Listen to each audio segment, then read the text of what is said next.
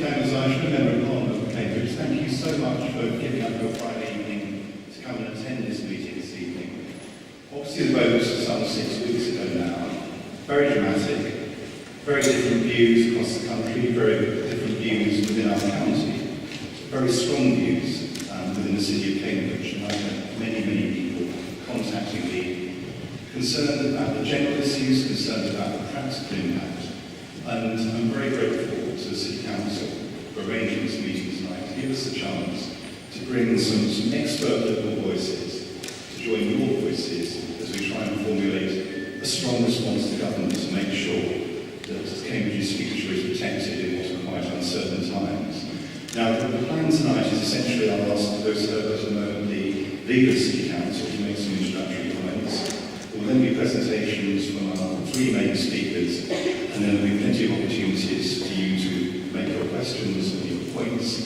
I think it's fair to say this is not a discussion that's likely to end this evening. It will be ongoing, but I will tell you more about how we plan to continue the dialogue over the coming months. Now, during the referendum debate, there were 1 or 2 comments made by national politicians about the importance of experts to the debate. And I think 1 or 2 of us rather thought it might be useful to listen to people who knew what they were talking about. Which is why I'm delighted that our first speaker, and appropriate, and I think Cambridge is an academic, Dr. Simon Ashwood from the University of Surrey, who's led a number of these discussions around the practical implications of what happens next. And I'm really looking forward to hearing what you have to say something. Please welcome Simon Ashwood.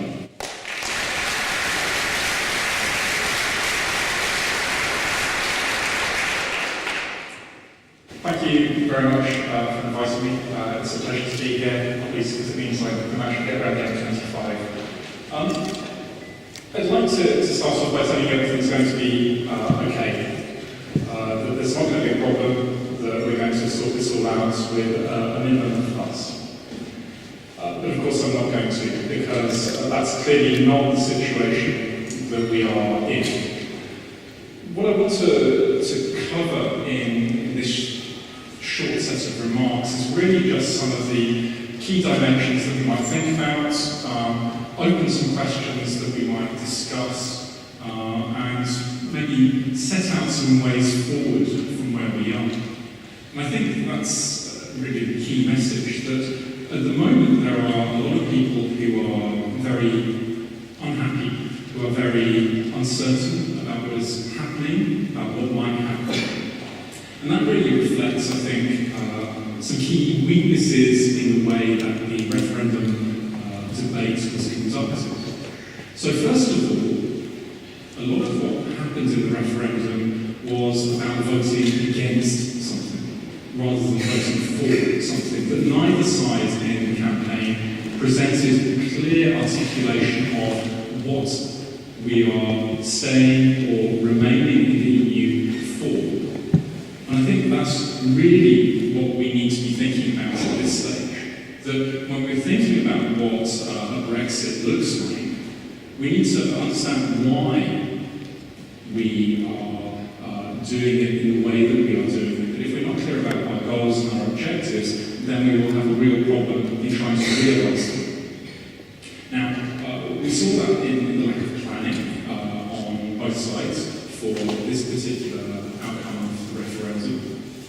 We see it in the very large range of views that were expressed during the referendum about why people voted the way they did. And we might well hear today people saying, well, clearly this was a vote about X. Well, yes, it was a vote about X, but it was also about Y, Z, and all the other letters of the alphabet. So a lot of people at the moment are trying to own this referendum decision to make it mean something, when it doesn't just mean that one thing, it means a whole range of things. And if we don't have the discussion, we don't have debates like this, then we are risking a reproduction of the problems that we have had so far. So let's just think a little bit about those repercussions as far as we know them now. And when I was interviewed on BBC Cambridge this morning, they said, is there any point in this debate because we don't know anything? Which is a classic interview question at 8:15 in the morning. I think we do know some things. The first thing that we know is that the government in London doesn't know what it wants. That's very clear. That's been said clearly by spokesmen and women for the government in the past couple of weeks.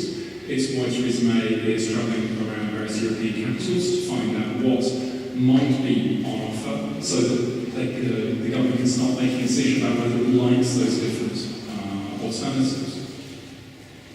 We also know that, partly as a function of that, that we're not going to start the formal process before next year. So Theresa May said that early in 2017 there will be the notification of Article 50, and that will then set in motion the process. And to be fair, the other member states of the EU also aren't particularly clear about what they might want to offer. And that's important because Article 50 is not a balanced and equal negotiation. It is designed to protect the interests of the remaining member states of the European Union. In effect, it is an offer that is made to the departing member states, and the use of the 2-year time limit on this, in essence, means that it's possible for those remaining member states to say, take this or take nothing. So we might not be surprised if in 2019 we come to a decision between a deal that the UK doesn't particularly like and having no deal at all and falling back onto residual international obligations. We're also, I think, clear about what the two logical starting points for the negotiations will be. There's a simple one, and there's a less simple one. The simple one is to take the position that the UK wants to leave, but it wants to keep a very close relationship. And you simply take the UK out of the decision-making institutions of the European Union, that don't give it a voice or a vote in decisions, but in essence you say, okay, everything else stands, you keep paying in the money, you keep applying the legislation that's there, you get all the benefits that you've had in the past. And then you introduce a mechanism where the UK can say, well, we've decided that we actually don't want to be part of this. And then the EU says, okay, well, if you don't want to be part of that, that's fine, we'll take you out of that, but there might be knock-on consequences. Now, that's simple. I dare say even a relatively small number of lawyers could charge a relatively small number of hours to draft such a legal agreement. There is, of course, one problem, which is that one of the few messages that the government seems to be taking from the referendum result is that the UK doesn't want to be in a position of having unrestricted movement of EU nationals into the UK. Now, again, this is what the referendum meant, territory. But it's clear that politically it will be very difficult for the government to come up with any kind of deal that doesn't include free movement of EU nationals. Now, that's a problem because that's a fundamental part, an integral part of the single market arrangements that the EU has. And if you don't have free movement of workers, then it's very hard to also have free movement of goods, capital, services, as much as they exist at the moment. So the alternative model that might get around that particular obstacle is the second model, which is to say we start from nothing, that we have no relationship, and we start adding in the things that the UK wants to have. So it's just the other end of the spectrum. Rather than saying we start with everything and do the things we don't want, we start with nothing and add in the things you do want. Now, that would get around the free movement issue. It would, however, be much more complicated. It would be much more work for my legal colleagues. It would take a very much longer amount of time, and it would be much less transparent and clear to people what the arrangements would be. And the transitional arrangements, I think, would be vastly complicated as well.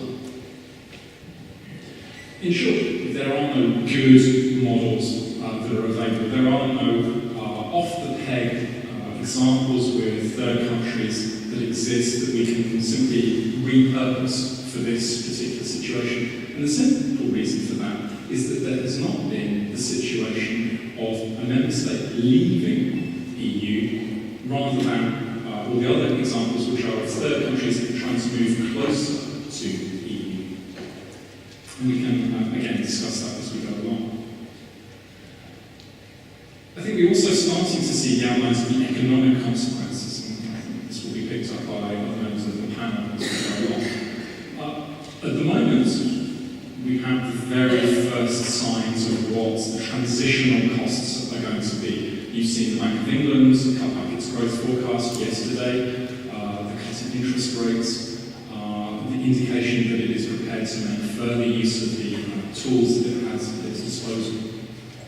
But I think until we get to reports on the third quarter, so towards the end of the autumn, I think we won't really know how big the cost is going to be to the economy. And that's not to say that in the long run, Brexit is a bad thing economically. It's rather to recognise that we're in this period of uncertainty, that a lot of businesses are deferring investment decisions, deferring decisions about financial arrangements, until they get some sense of where the UK is heading and how long it might take to get there. So if we're thinking about the local economy, we might be thinking partly about knowledge economy, the universities. We might be thinking about the high-tech cluster here in Cambridge. And clearly that's not just about being in the single market, it's also about can you attract EU nationals and people from around the world to a country that might not look quite so engaged, quite so friendly and welcome as it used to be.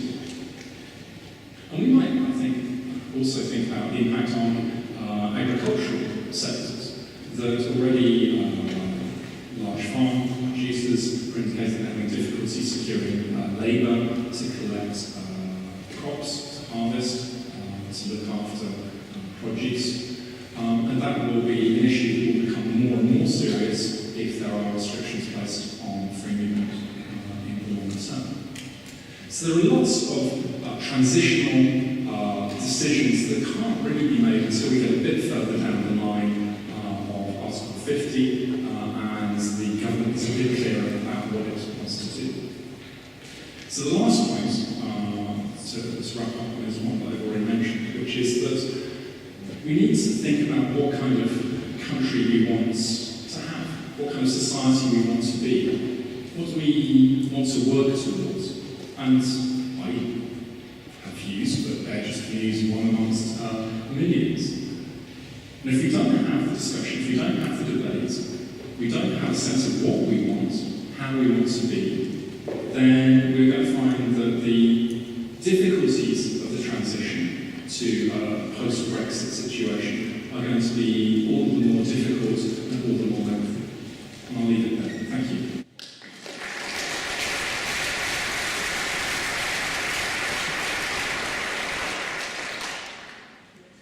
Thank you very much, Simon. I think that was an extremely helpful and insightful introduction, and just shows how complicated these issues are. But helping us tease them out in general terms, I think is useful. I think we now will move more specifically to some of the Cambridge issues, and I'm sure people will want to come back with questions on some of those points. So, can I turn to Professor Chris Abel? Obviously, one of the first responses to the referendum from Cambridge was concern from the research sector and from the universities, because it really did feel like a real shock to people, I think, and certainly I had many people in those first few days come to me explaining what they felt the implications were. And sadly, over the last 6 weeks, I think we've seen more and more evidence. So it'd be really useful to hear from you, Chris, about the way you see it. So, welcome, Chris. Thank you. I just want to start by briefly introducing myself. Since the 1st of January, I've been the Pro-Vice Chancellor for Research. I should say, when I took on the job, I wasn't anticipating the outcome of the referendum. Prior to that, I was the first Director of Postdoctoral Affairs in the university, and I mention that because our 4,000 postdocs are our most international staff grouping. I also chaired a committee in the university in the spring that was looking and thinking about contingency plans if the referendum did vote to leave. And as a consequence of doing that, I now chair the university committee looking at the consequences of the vote.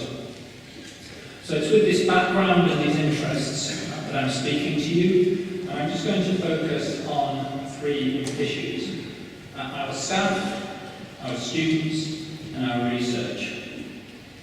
So the outcome of the referendum, I think it's fair to say, is not one that many of us working in the university had hoped for, but we accept it now as a democratic decision, and we have to move forward. Cambridge is a leading global university. It's one of the top 3 universities in the world. And we have that position not because of our fine buildings, but because of our staff and because of our students. They are recruited globally, as they are in our leading competitors. And we maintain our leading position by continuing to recruit the best in the world. And I just mentioned in passing that of our over 90 Nobel Prizes in Cambridge, 13 of them have been won by what in my talk tonight I refer to as Europeans. So for me, the most difficult aspect of the referendum is the message it sends to our staff. In the university, we have approximately 2,000 employees or staff members from the European Economic Area. So that's 2,000 out of 11,000. It's essentially 16-17%. For many, for most, maybe for all of them, England has become their home, and they have very strong allegiance to the university and the city. The ability of the university to recruit so easily from the culturally diverse talent in Europe has been key to our success and massively enriches the university. It is of great concern to me personally to reassure these staff that the university values them and their commitment and will support them through what is a very difficult time. It is with enormous regret that I contemplate the added cost and bureaucracy and anxiety about future recruitment and employment. I have, however, no doubt we will continue to want to recruit staff from Europe. Our needs have not changed, the problems we work on have not changed. We are looking desperately for clarity on status of our EEA staff. Are they at risk? Should they be applying for permanent residency? At the moment, there is concern and anxiety due to lack of clarity and guidance from government. This is not acceptable. Moving on to talk about our student body, again, this is hugely important to us. Our international student body from Europe and beyond, they bring diversity, they bring talent to the university. They're important now, and they're important for networking and collaborations as we go forward. It's been fantastic the way the student body has been mobile within Europe. Mobility is key to so many aspects of European Union funding. Any reduction in this mobility is going to be regrettable. Just in passing, our undergraduates, the most popular countries from Europe that they come to, undergraduates, it's Germany and France, Romania and Poland. And for graduates, Germany leads again, followed by Italy and France. In broad terms, 10% of our undergraduates, 20% of our masters, and 25% of our PhD students are from the EEA. All we can say to them at the moment is that those already studying at Cambridge, those who have an offer to start this year, or those who will start next year, will not be subject to overseas fees at any point during the course of their study, provided that that continues to be permitted by UK law, as we anticipate it will be. So that brings me to the final topic of my talk, and that is funding. And this is the one where the impact, in many ways, looms largest. Academics in the UK, collaborate with researchers in Europe on some of the greatest challenges. We address aging populations, we look at energy, we look at food security, we're tackling cancer and infectious diseases. It's hugely important that we can do this in a collaborative spirit, and it's hugely enriching that we've been able to do this collaboratively with European laboratories. The scale and complexity of these challenges demand collaboration. Over 60% of UK's internationally co-authored papers are currently written with partners from European countries. We get money from Europe through Horizon 2020, and we also get European Research Council money, ERC grants, and it's those I'm going to speak on a little bit. ERC grants are particularly focused on academic excellence, and not surprisingly, Cambridge has done very well out of this form of funding.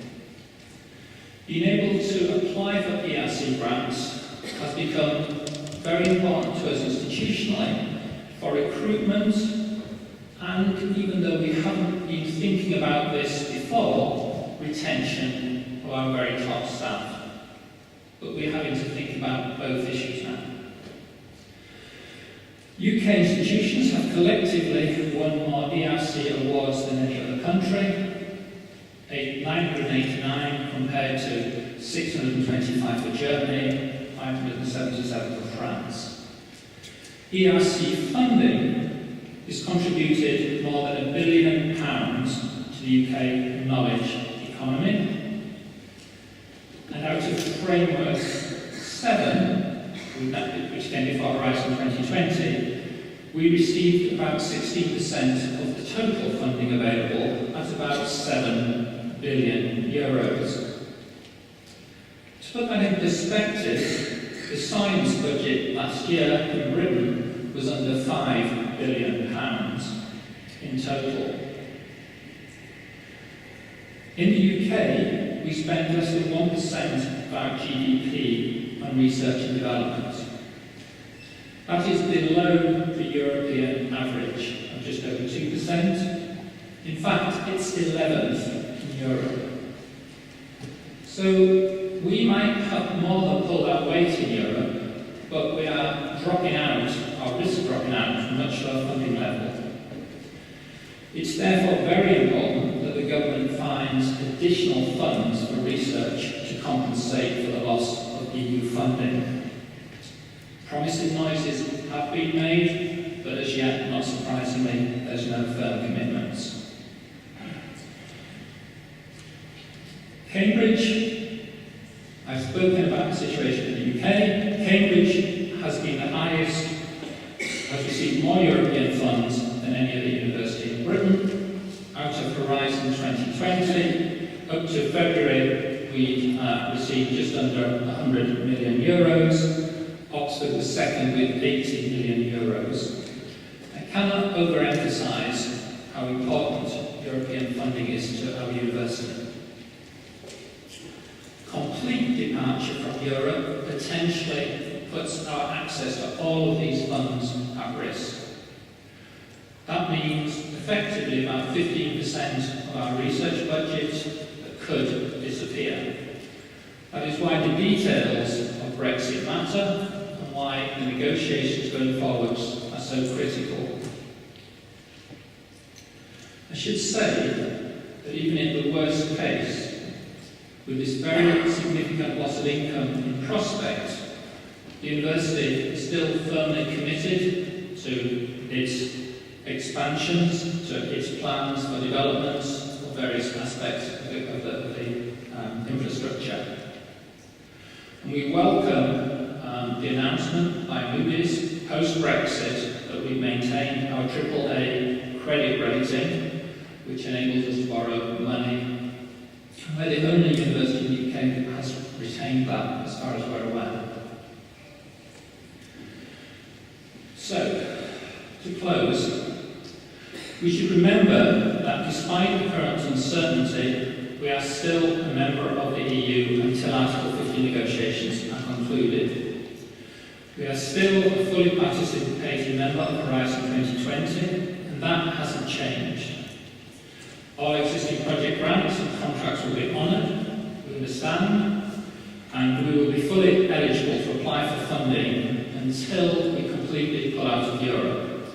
And we are encouraging our academics to do so. We think it would send a completely wrong message to government if we stopped applying now.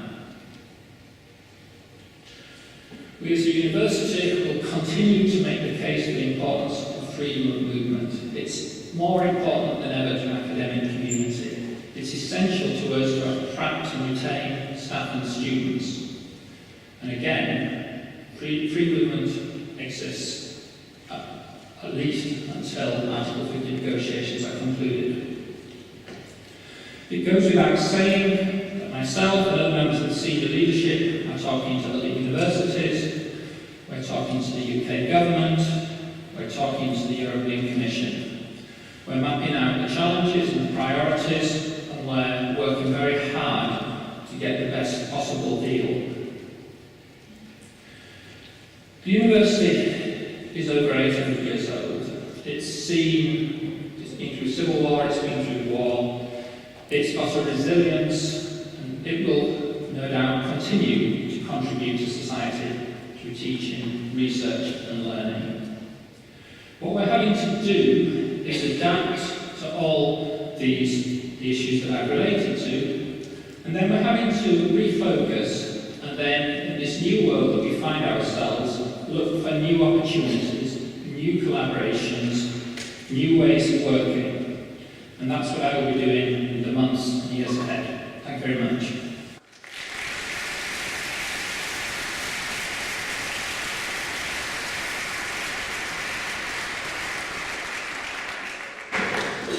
Thank you very much, Chris. Again, a very clear and sober account of the challenges facing your sector. And what's interesting about this debate, I think, over the past few weeks is I've been talking to sector after sector, and every sector has got its own concerns, which is part of why this is such a complicated set of issues.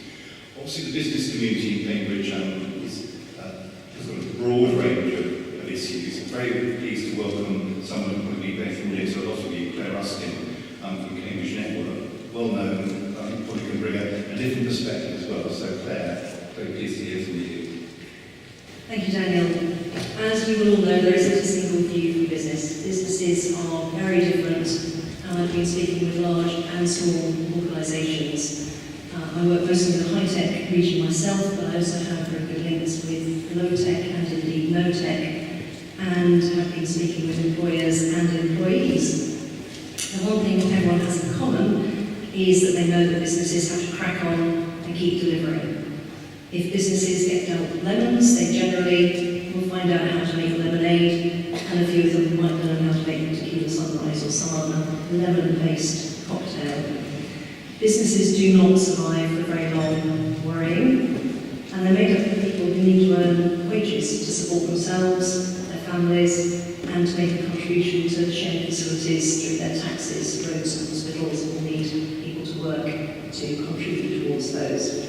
Businesses can't rely on support or grants from anywhere else on the whole, although many of them in the Cambridge region do research that does have European funding.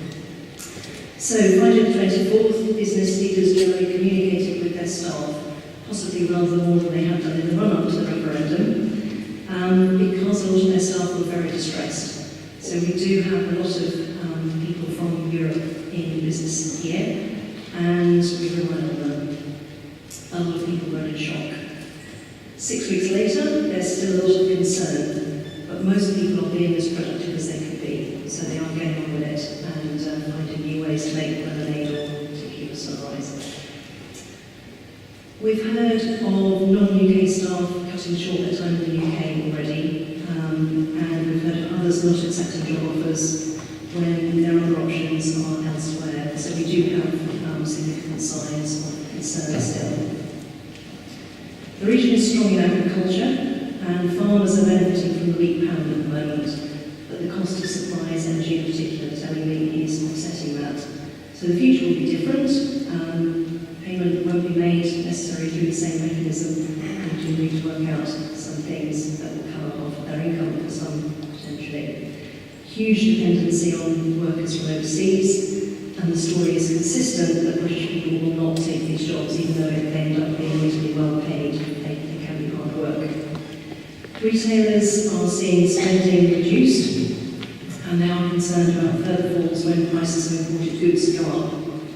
And Cambridge footfall has reduced. It hasn't reduced as much as in the rest of the UK, but big ticket items particularly have been delayed. So there is impact in retail. However, there is a considerable amount of additional valuable trade at the moment because of the weak pound. Cambridge businesses have high success with exporting, and so they are benefiting. Research and development in the UK is even better value, so the international companies, they are doing very well to put their research and development into the UK at the moment, rather than elsewhere because of the weak pound. Some business leaders indeed are reporting multi-million-pound increases in profits, which of course do go through to the staff and the region. The Cambridge Index, which some people know about, has gone up, and things could look superficially quite rosy at the moment. Deals are still happening, and some foreign investors are saying that they invest in the UK because of what it does, rather than because we're that stepping stone into the European market. So I did have visitors from China who, visited a week before the referendum outcome, were saying that of course they wouldn't invest if we were not a stepping stone into Europe, but some of those have relented and said, well actually, Cambridge and the UK is so special that we do consider the benefits are still there. Other investors have paused. Some employers are pausing on recruitment, on pay rises, although I do question whether that's using it as an excuse rather than necessarily an immediate priority. And some are pausing on their own investment. Possibly they should have thought about them a little bit longer beforehand anyway, so it's now again something of an excuse. Businesses cannot use Brexit as an excuse for not trading and not doing business, nor for not paying people the right amount. So we've got to get over that excuse set. Some businesses will undoubtedly fold if they don't change or move location, and that is always the case. So this is another thing that has given us some things to think about. But it will always be the case that businesses will fold if they're not sufficiently agile and adapt to businesses. So business leaders can't stop to complain or to change the political environment. They have to keep looking ahead, they have to adapt their businesses if they won't survive in the current situation. What do we need to do from here? We need to be practical, and we need to be agile, and we need to encourage our political leaders to do the right thing as swiftly and efficiently as we can. So for me there are a few things. Swift and clear statement of a vision for the relationships that we want to have with the rest of the trading world. The new government sorting itself out quickly has been good. Now we need the vision set out. We need good, dare I say, expert thinking, not just popular soundbites that win applause. We need swift and efficient negotiation on trade deals and movement of people. When I do reasonably complex deals, I just set out a few bullet points on one page, and if people can't understand that, then we need to move to something a little bit simpler. If we can do the same thing here, and then fill in the detail, we will be making good progress. We need good negotiators. It is a rare skill. We need to get them together, train them, and focus on reaching deals. If we can be effective in this, then, dare I say, politicians will win back credibility, and I think that would be hugely valuable to the population of the UK. We need to decide how we look at the groups who currently have funding from Europe, the farmers, for example, the researchers, and others. A few things that are very important in Cambridge. Free movement of people is really important. We don't have enough of the people who enable the employment and the health of so many more UK people. We need these people, and we will be diminished without them, even just in a dispassionate and cold business view. We do need these people. We want clear agreement on participation in collaborative European programmes like Horizon 2020 and the things that Chris was talking about. where we're missing opportunities already. This is a sign in business. Some businesses have a reasonable proportion of their income from European programmes, and it is part of our continual innovation and designing the new things that we will take out to the world later on. We need continued collaboration with research and business through Europe and the rest of the world. And we also need a few practical things like confirmation that we will continue with the funding for major projects like the A14, devolution, City Deal, all the other things that are needed. However, in thinking about how selfish Cambridge-based needs, we need to actually look a little bit broader, and I think Cambridge can help with some of the thinking more broadly. In response to the vote that was clearly given for change, we need to be clear about how we stop the UK from becoming intolerant and how people are happier with their situation. For some reason, a lot of people seem more unhappy than I would expect them to be. We need more inspiration and training to get local people skilled up for the jobs we have. There's no point training 7 hairdressers for every job if we actually need lab technicians and computer software experts. We need more affordable housing for travel, I think everyone would agree on that. And we need more resources for the schools in places where the children don't speak English. Again, Cambridge thinking, Cambridge resources can help solve some of these issues. So in conclusion, for business, the UK is still the best place to do business. It is generally a safe place and a fair place. Corruption happens in so many other countries, we don't appreciate how good society is here. Compared with any other places I've been, I would much rather do business in the UK. The tax regime is attractive for employers and for employees, and reductions in corporation tax will make it even more competitive.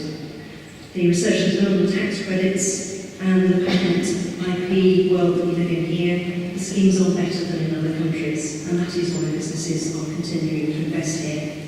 Companies are weighing up the balanced picture and still deciding to invest in the UK.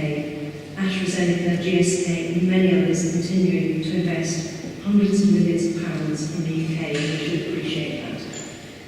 Cambridge is one of the best places in the UK to invest and to build a business, so I'm optimistic. I'm usually optimistic, you'll know that, but I'm optimistic that business will hold its breath for only a few weeks, and then we move on, get cracking and be more productive, more appreciative and aware of the benefits of working in the UK, and indeed more passionate about being world class from where we are here. So I'm optimistic, but there are deep concerns in business. Thank you.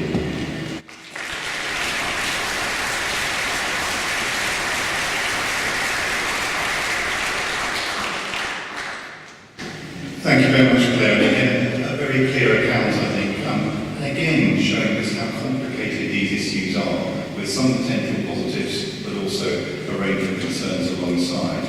Now, we've been quite business-focused so far, and I'm very conscious, coming from my background, that we also have huge numbers of people employed in the health and care sectors, very large numbers dependent on people coming from other countries of the European Union. I think to some extent that's something which perhaps hasn't been talked about enough so far in the debate. So I'm absolutely delighted to have Dr. Mike Moore, who's Vice Chair at Cambridge University Hospitals Trust, or as many as I know works. Because, I mean, I'm constantly struck when I go and speak to people outside just how many people from other parts of the world. So I'd be very, very interested to hear your take on this, and I think we'll leave with your reassurances. So thank you, Mike.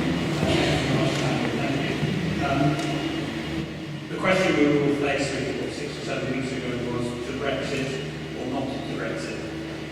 Now the question is, what is Brexit? What do we want to shape it to be? And it's in that spirit, I think, that tonight's meeting is taking place. And I think it's important for the reasons that have been said to try and approach this as positively as possible, as urgently as possible. It is the end of the world as we've known it. It's not the end of the world, it's a matter of positive building on Cambridge's strengths. So a couple of preambles about how to impact on the National Health Service generally, and then some specifics in regard to Admirals. The first thing is that the NHS is not a creature of the European Union. It's not a policy made by the European Union. That's something that each of the constituent member states determines in terms of how it's financed or how it's structured. That said, there are, within our own NHS, some very significant challenges that we're currently facing up and down the country. Increasing elderly population. We've seen staggering increases, 10, 12, 15% increases, 40% increases in some cases, year on year in presentation to adults just in the last year. Increasing what's called acuity, in other words, the strength of medical attention that is needed by those patients, putting great pressure on the hospital system. The need for making big strides in integrating health and social care. I think we all know that that doesn't connect as well together as we'd all like it to do. And all questions about real concerns about the adequacy of mental health care, growth in chronic conditions like diabetes and obesity. Now, these are all challenging questions at the best of time. So, the question for me in that regard is that although those are not questions driven by the European Union, Brexit is going to occupy a huge amount of time and government effort and government attention. And so how much, so to speak, spare time is there going to be to address these kind of issues? As John Lennon once said, life is what happens when you're busy making other plans. And these things will be carrying on as real pressures that will need some attention, even though so much political and government attention likely is going to be given to Brexit. It's also worth saying that whilst structure and internal functioning of the NHS is an evolved path for member states, nonetheless, access and entitlement to health care is affected by the European Union. People from other European Union countries who live here are entitled to access NHS services, as in reverse are UK citizens in Europe. And similarly, as you go on holiday to Europe, many of you over the coming weeks, you too will have through reciprocal arrangements entitled to be provided for those health needs you have when you're away. It's hard to get robust data on this, but the most recent study, which was about 5 years ago, showed that EU immigrants to this country, people from Spain, Poland or wherever, use the NHS less than the average per head, probably because of, by and large, their younger population. On the other hand, those people in the UK people who are living in Europe, very many of them are of older generation. And of course, one of the issues we will face is if, through the negotiations, many of those people return, I think the assumption is that they will return creating added cost to the NHS. I imagine that sorting out these kind of issues of access and entitlement are going to be quite tricky for the reason that Simon said earlier on, because it's wrapped up on this issue of free movement of people and the political problems that creates. Second preamble as regards the NHS, we all know that the NHS is under significant financial pressure at the present time.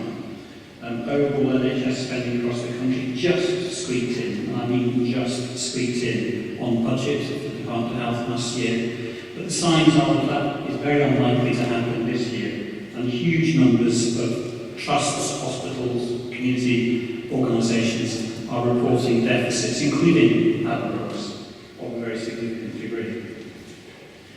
Now, there's a general consensus, I wouldn't say everyone, but probably some people don't agree with this, but everybody assumes that in the short and medium term, Brexit will create adverse economic consequences.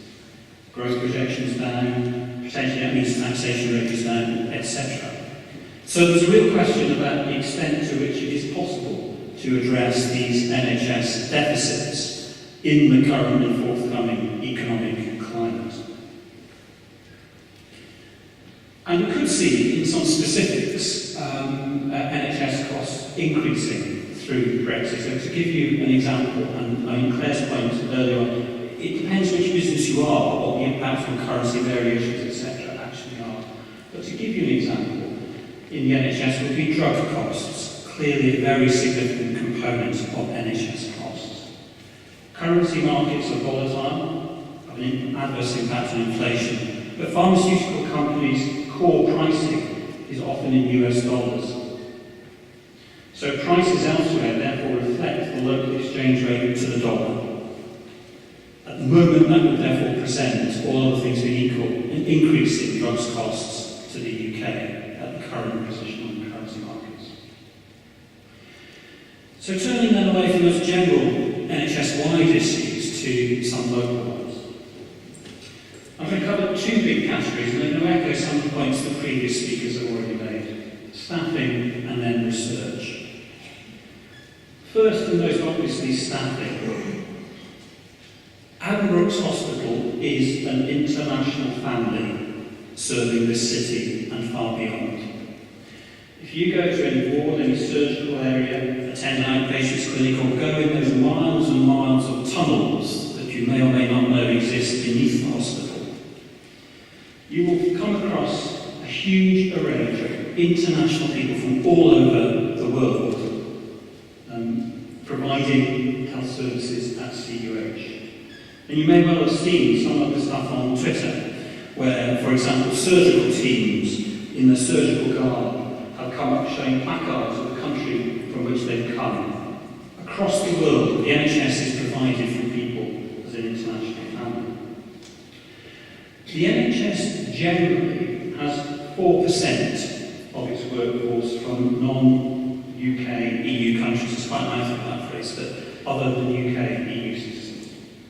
And social care has 6% of its workforce coming from that category.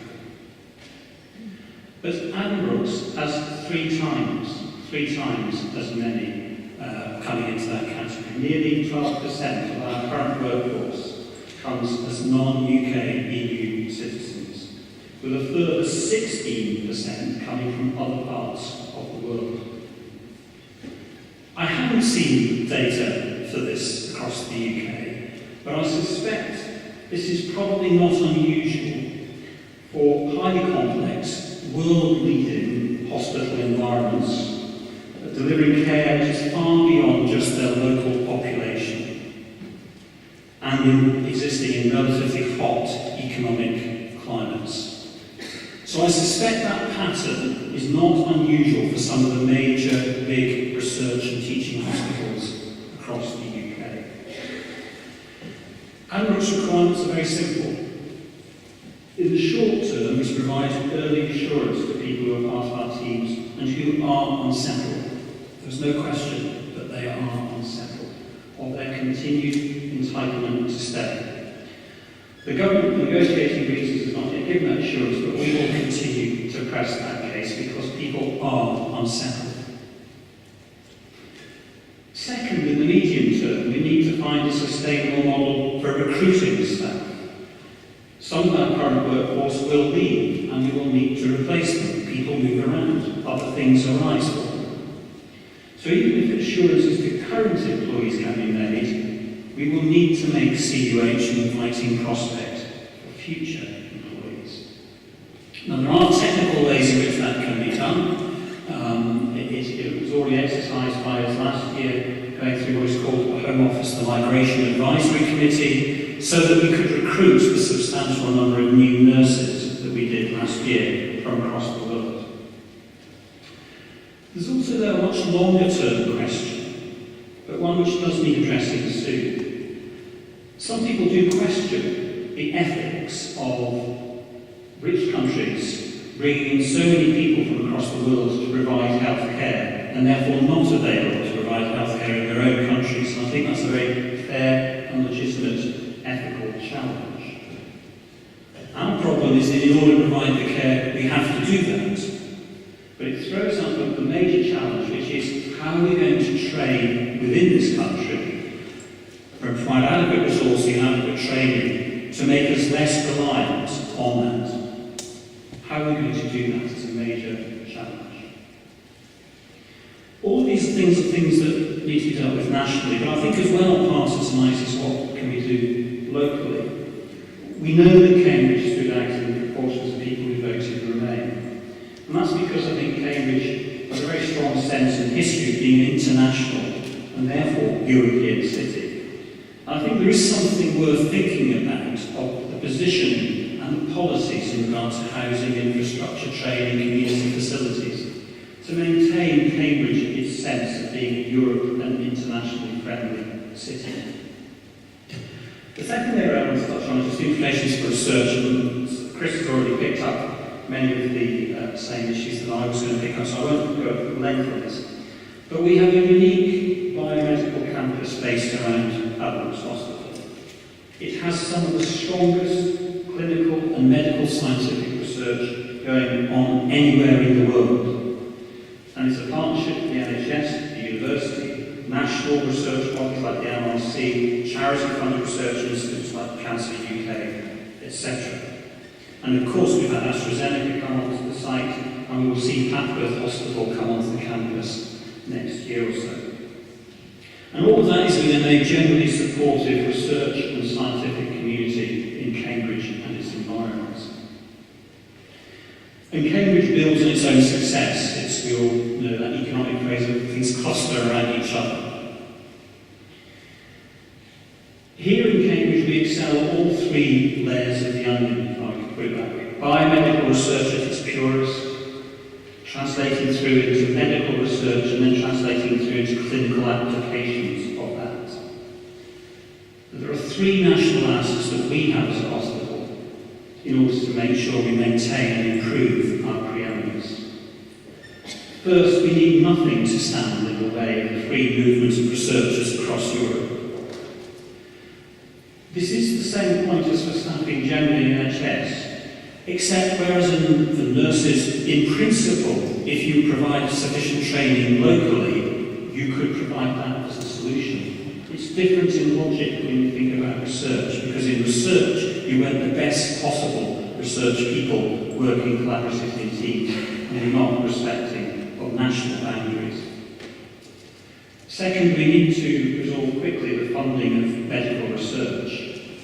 And I very much echo the points that Chris has already made, so I'm not going to repeat them, but they are precisely the same points in the hospital. And third, in clinical trials, and the application of all that pure research into clinical application, we need to make sure that the regulatory process works as well as possible. Currently, that's worked on a European Union-wide basis. In other words, drugs that are accredited or treatments that are accredited on a Europe-wide basis and therefore apply immediately across the whole of Europe.